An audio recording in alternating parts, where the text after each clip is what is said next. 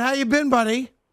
I've been good. How you doing? Good. Say hi to Kevin Connolly. He's sitting in for Evan today, so you're not going to have any questions about playing time for certain players. So you good with that? How are you, Mr. Boone? I'm doing great. I was told I was allowed to call you E on this call. I've been called worse. worse. Yeah, that's what people call me Brett or whatever. I've been called worse. Is that worse than Aaron? I guess that's worse. I think we've all been called worse than Brett and E. Yes, exactly. I've definitely been called worse.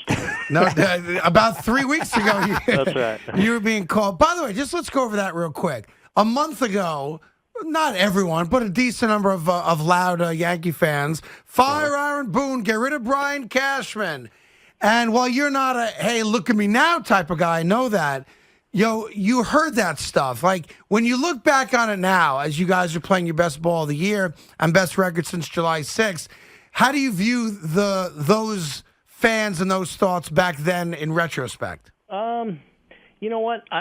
Honestly, when you're going through it, I don't really hear a lot of it because I don't listen to that much of it. Now, you get some of the vitriol that you can't avoid, like, a fan yelling at you right in your face or, something like that. But you understand that it kind of comes with the territory, and this isn't. There's a lot of expectations. This is not easy, and I guess a little bit. It's cliche, but you know what you signed up for, and sure. You just got to deal with it and put your head down and do the best you can with your team. So let's talk about Luke. Obviously, since he's been back when Rizzo went down with COVID, he has been great. No one disputes it. Rizzo's back in the lineup tonight. And Luke, my gut is you appreciate how he feels about it, but maybe wishes he didn't say what he said publicly. And no one needs him to throw his resume out there. Everyone knows what he did last year and what he's capable of. But I assume you've also spoken to him by this point. So walk Yankee fans through the whole Luke Voit thing for the last 18 hours. Yeah, I mean, Luke's. I think you said it well. I want guys that want to be in there, that don't want to be out of the lineup, and fortunately, we have a lot of those guys right now, and fortunately, we're getting healthier. So there's some on a given night a really good player that's going to be on the bench. The bottom line, Luke and I have talked. I think he's in a good place. We sit here in the later part of August with 40-something games to go, and we understand where we are in the season and the urgency, and this is about us. This is about our team, and I think Luke's totally on board with that. And the bottom line is Luke's going to play a lot. And I think if you look at our roster and look at the moving parts, I think it's easy to envision him playing a lot. Is it a Voit or Rizzo scenario, or can you see some situation where Stanton's in the outfield, Luke's DHing, Rizzo's at first, some combination like that? Absolutely. I think Giancarlo going to the outfield, I think has been successful. I think has worked. I think G's responded well to it, and I just think you look at our roster and you can envision, if Giancarlo's playing the outfield a couple days a week, and then Giancarlo gets a day off once a week, Rizzo gets a day off once a week, one of Gallo and Judge a day, like Gardy's down a couple days against a lefty, you slide Judge over to center. Like, the moving parts allow Luke to be in there a lot and impacting our club, and I think that's going to be the case, and we'll see how it plays out. But I think Luke's very much on board with this is about us and trying to be the best team we can be, and I think he's ready to contribute in a big way. Yeah, it's what you and I talked about a couple months ago, what I thought was missing from the Yankees, that energy, that soul, as I called it. And Luke's got it, and like I said, I appreciate his want to play. He just, after you sweep the Red Sox in a doubleheader, probably not the best time, to come out publicly saying, I want to play, screw Rizzo. Right. You know what I mean? Look, we all know in this clubhouse and this organization what Luke Voit's capable of, and what he's meant to our team, and what we believe he's going to continue to mean down the stretch here. And the bottom line is we're going to need everyone, and I really do believe he'll play a big role. You're getting it. Talk about Velasquez a little bit. Obviously made the real good defensive play, heads-up play. When the shift was on, tagging a guy out at third, had a big hit. Brought in a couple runs. Local kid, also grew up a diehard Yankee fan in the borough, the whole bit. But little guys like that, who a game here, a game there, have been a part of this run, which is great. Yeah, no question. He and Tyler Wade, with their Squid, as we call him, Velasquez, we call him Squid. Him and Tyler, with their athleticism and defensive versatility and speed, have really brought an element. Tyler's played really well for us, but Velasquez, has done some impactful things for us to help us win games, and we've needed that. We've obviously needed different guys to step up with guys going down to injury or COVID or whatever it may be, and it's been good through this run to see a lot of different people contributing, and I think that's been really good for the room as well. How did Gerrit feel after the start, and do you think he can now throw more innings, more pitches? Is he back 100%?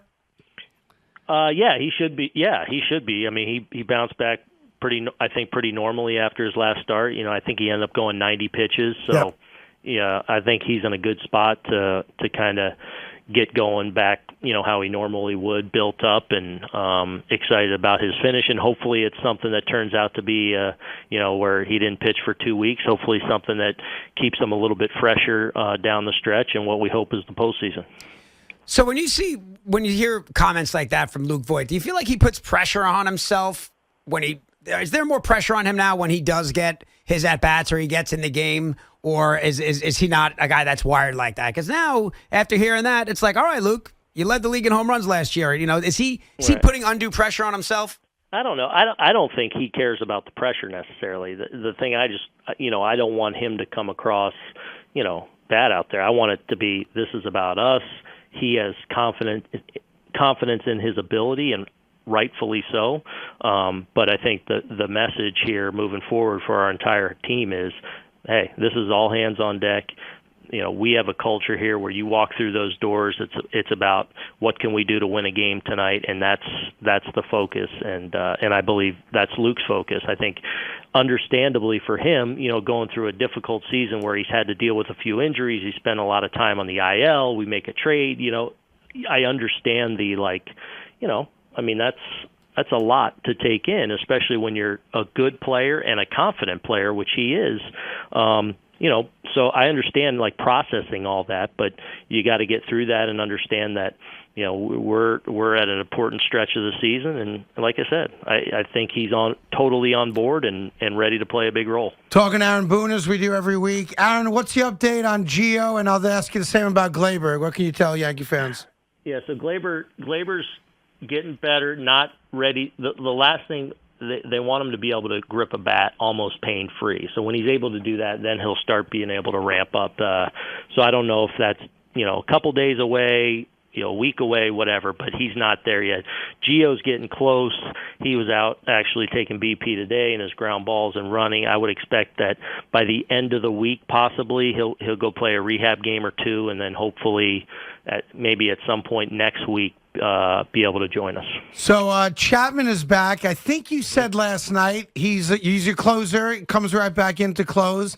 It's been a bit of a roller coaster, right? I know it's 7-inning games yesterday, but the last 2 innings of games. But you've gotten through it. Big plays, big strikeouts. Guys on base, high leverage pressure situations. He comes back tonight. No questions asked. He's the closer. Period. Stop. Yeah, and look, I mean, there'll be some shared work down there because, obviously as well as Lowe's pitched and the confidence we have in Greeny and Britton and so. Look, a lot of guys. I think one of the things that this season, has showed us with Chappie going through that stretch and then going on the IL for a short stint, Britt being down a lot of the seasons. It's forced us to find some other relievers, and so, fortunately some relievers have really stepped up in some important roles. So I think we've kind of expanded the circle of guys that we feel like are capable of getting high leverage outs, and we've seen Loizaga go to another level. So. But Chappie being back and and hopefully just locking down that ninth inning role allows Loizaga and Greeny and Britton and Peralta and all these guys to kind of go in those high leverage situations, whether it's getting 4 outs on a night, 3 outs, 5 outs, whatever it may be. You can strategically launch those guys a little more effectively earlier in the game when sometimes the game's in the balance. Were you aware, and I guess I'll ask by proxy, do you know if the team was aware that by taking both games yesterday, it's percentage points, so it's like half a point, that you guys leapt over the Red Sox in the standings? Is there an awareness about that at this stage of the season? Yeah, yes. You know where you are in the standing, sure. So at the same time, you try not to get bogged down by that or start. I don't like to, project. Okay, we got another important one tonight, and we realize the good thing is we're in a position now that we're very much in control of our destiny. We got 42, I think, games left. Bottom line is we play well. We're gonna put ourselves in a good position, and we're in control of that, and don't need help from anyone else. And hopefully we can continue to play the kind of baseball we expect. Well, it's interesting, and you're still chasing, which I think ultimately is in a weird way is a good thing, right? There's no resting on your laurels. You're not the hunter. You're not the hunted. You're the hunter. Like, you're still chasing Tampa. You're in a wild card spot, but you're not secured as a playoff team yet. And there might be some aspect of that that's a good thing long term. Yeah, when you say it like that. Yeah, I agree. Like, there's been an urgency around us, and I feel like around our club for a while now.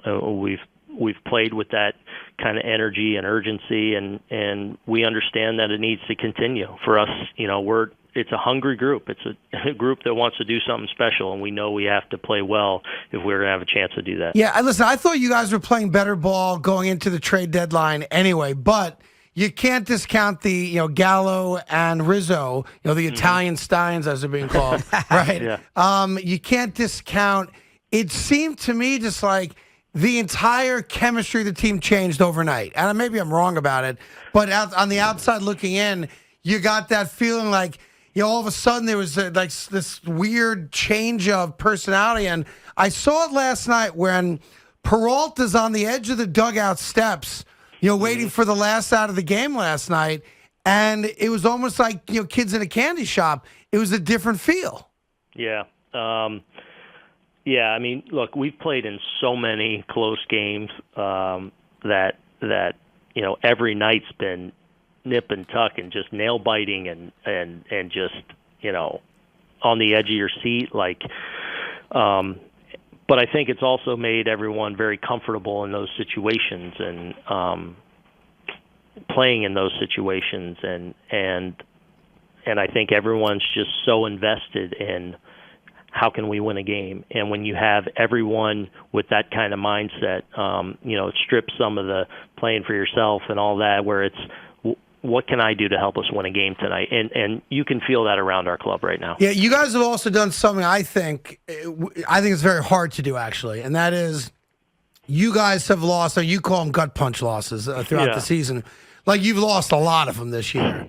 Yeah. And yet you're playing so many close games now, like even both games yesterday, there's tying runs, scoring runs, or at plate or on base, whatever it is, that it does say a lot about the makeup of the guys in the clubhouse, where they've had ample opportunity just to say, it ain't our year, screw it.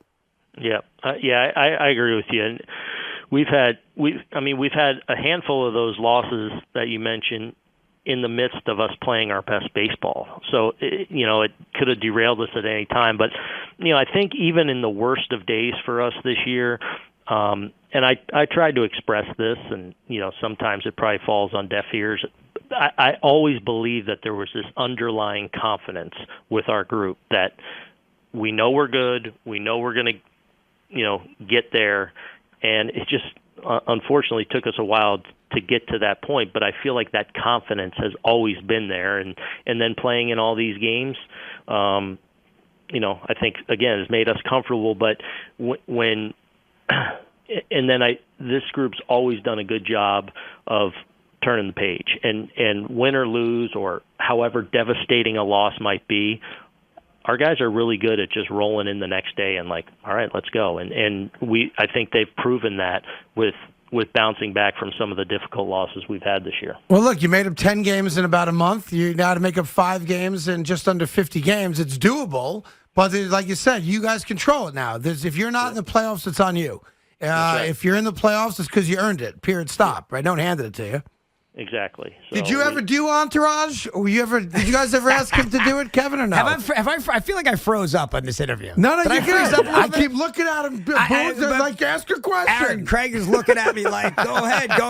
It's such a professional interview. Hey, I'm gonna screw it up. I got I've nothing. seen every episode of Entourage, Oh. so I was a huge fan, and what a great show. Oh, thank you very much. I appreciate that. And I wish I had better questions, but it's nice to listen to you. I mean, but I'm a diehard Yankee fan as well, and I'm excited. And like we talk about, listen, it's a long season. There's 40 games left. A lot can happen, good or bad. I say let's take the division. Let's make a run at it. Let's do it. How was that, Craig? How am I doing, Craig? Was that a question? No, I'm making it's a statement. I'm making a statement. He's making like a lot of times today. He has said, Aaron, there's 50 games left. A lot can happen. There's 50 games left. That's what I'm saying. right. It's true. I mean, when you talk about it 2 weeks ago, this team's here, this team's there. All it is, right? It's a bad week for one team and a good week for another team, and it happens, and that's why you play 162 games. Are you surprised with how consistent Tampa's actually been this year? Like, you guys don't lose lately, but they've been matching you almost win for win. I wouldn't say I'm surprised because I've seen them over the last, really since 19 when they started to get really good, the second half of 18, and you've seen them kind of remake their roster to have they have all these complementary parts that this guy's really good at this and this guy is really good at that, and they match up so well. I think Glass now going down and them being able to continue to flourish as well as they have, probably been a little bit, but it's a smart group over there. They have a lot of good players, a lot of talent, a lot of athletic players, a great farm system that they can pull from. So, no, I'm not surprised. Going into the year, I felt like they were going to be really good, and certainly they are. You and Kevin do have something in common. You're the last 2 franchises in the NFL that are trying to get Deshaun Watson right now. What's he Oh. doing? Yeah, the Dolphins want him. The Eagles want him. It's a big fight right now, and you guys are warring over the quarterback right now. That's what I'm hearing. My son told me when the Eagles might get him. So I think Philly's a good fit for him. He's going to Miami. I think the Dolphins are going to stay with But I'm Tua. just like, Are you serious? It's a done deal. He's going to my Miami, God. but Wow. the Eagles made an offer. He's got a They lot did. on his mind. Yeah, He's got a lot on his mind. He's got 93 masseuses that he's asking for. All right, well, Aaron, listen, good luck tonight. Obviously, sweeping teams has been a bit of a bugaboo, not in the last week or two, but if you could knock off the Red Sox again and put some distance between you and them as you work towards Tampa, September should be a fun month of baseball for you guys. yep, I hope so. And it's good talking to you, Kevin. Good to hear your voice. Thank There you very go. much. All Great right, talking see, to you. everyone likes everyone here today. Thanks, Aaron. Talk to you, buddy. Thanks, Aaron. All right, guys, take All care. right, Aaron Boone Report brought to you by Jersey Mike's, the official sub sandwich shop of the New York Yankees.